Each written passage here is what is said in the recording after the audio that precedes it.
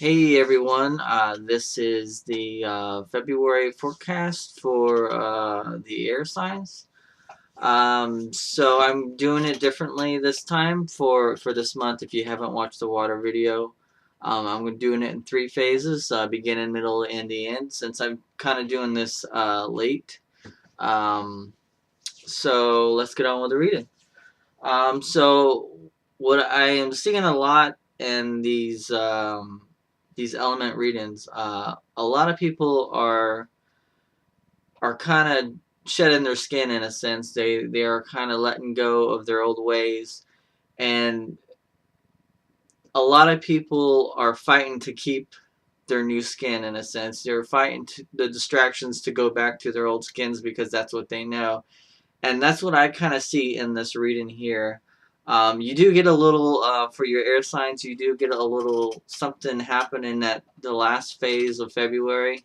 Um, I don't know exactly what it is, but I feel that it's kind of something to do with parties around you or something that gets taken away from you in a sense, and you have to deal with that. But other than that, the forecast for you is really good. So I'll go ahead and start with the first phase. I'm using my Kuan Yin cards and the Enchanted Map cards. Um, I was trying to use my tarot cards, but I somehow misplaced them around here, and I gotta find them. So for our first card, I got the Magical Map Shifter. Usually one card pops out, but this time two popped out, so I'm just gonna use them. The Mortal Treasures, and the Mother of Mercy.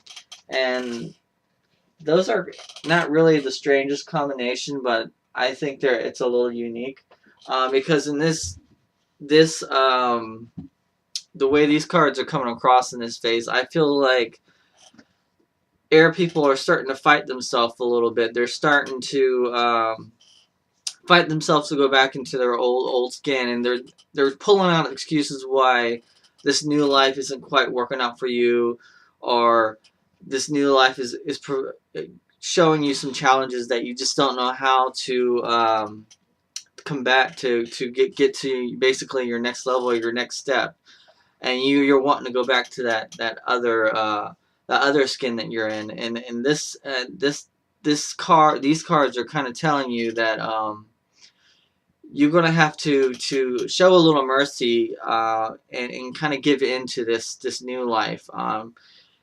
Yes, there will be challenges, and yes, there'll be things that will happen to you. But those situations are going to make you learn in some way or another. And if you're not learning from them, then you're not going to advance. So take a moment and realize what's going on around you and how you can not let that happen again, or make the situation just a little bit better. So that's what the Mother of Mercy card is. It's telling you to give in to the situation.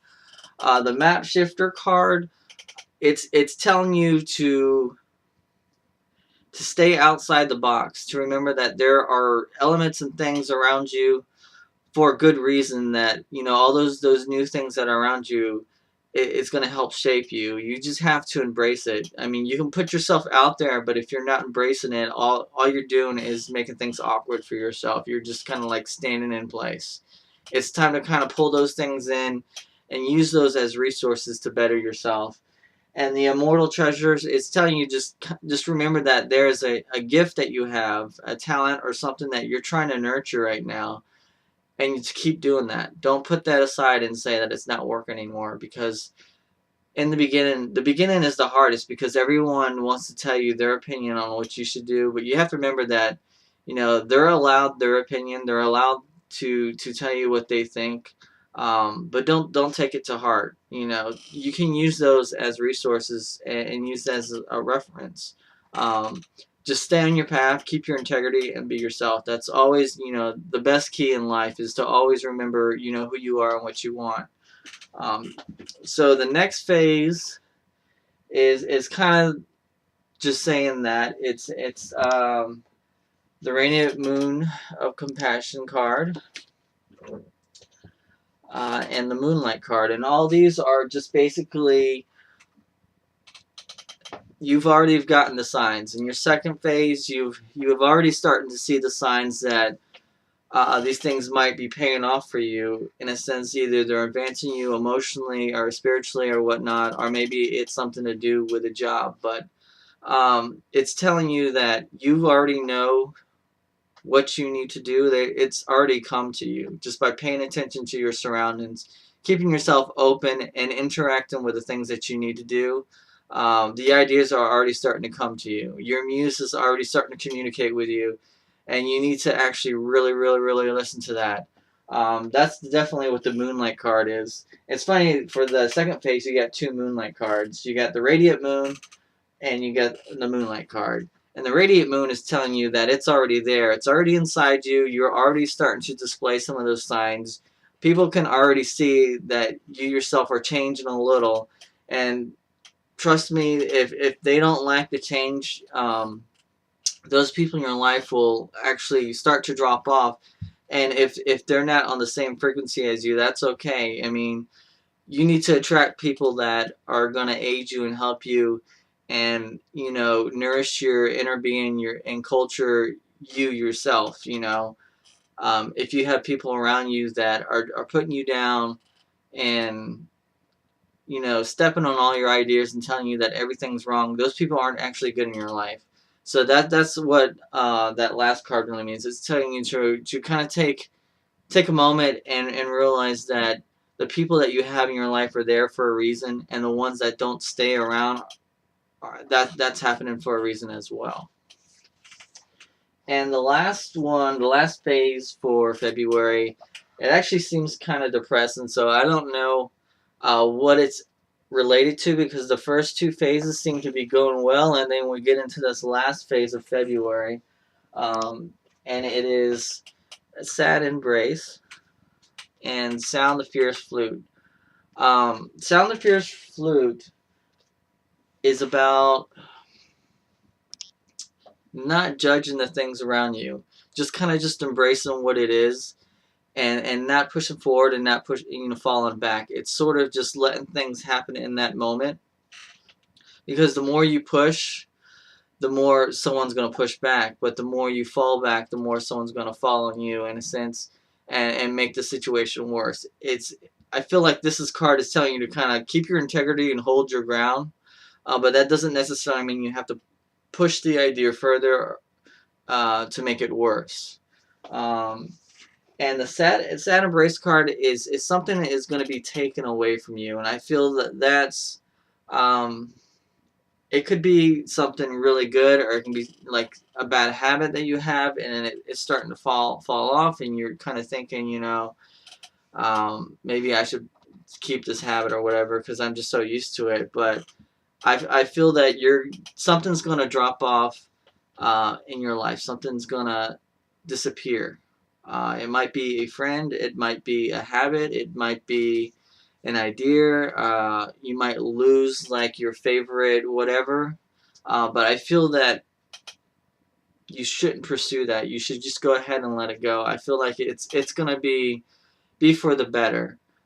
You might be sad right now, but later on you might think on it and realize that it actually in some way helped you. It helped you push your ideals forward.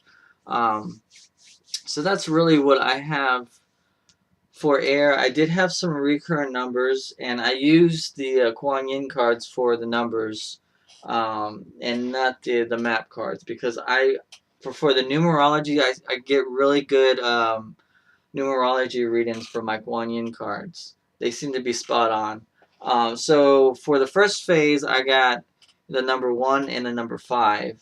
And 1 is always, it's a number of a beginning, it's a number of the self. So the first phase is, it's really telling you to pay attention for yourself, to yourself, and things are starting to culture around you, and not to kind of dissuade those from happening. You kind of have to embrace them. Don't push them away. Because it's one thing to call something in the being, but it's another thing to kind of embrace it and nurture it and move it forward. And I think that's really the phase that air people are in right now. They're in the phase of nurturing what's coming to them. And I got the number 5, which is always like a versatile. It's a number of freedom and being versatile. Um, so, like I said, just be relaxed about what comes to you, and try not to push it away. If you feel that it's not helping you in any way, and it's hindering what you're doing, then you can put it aside for a moment. But if it's actually helping you, keep it around. Um, and let's see. For the second phase, I got the number 5, which is another versatility number.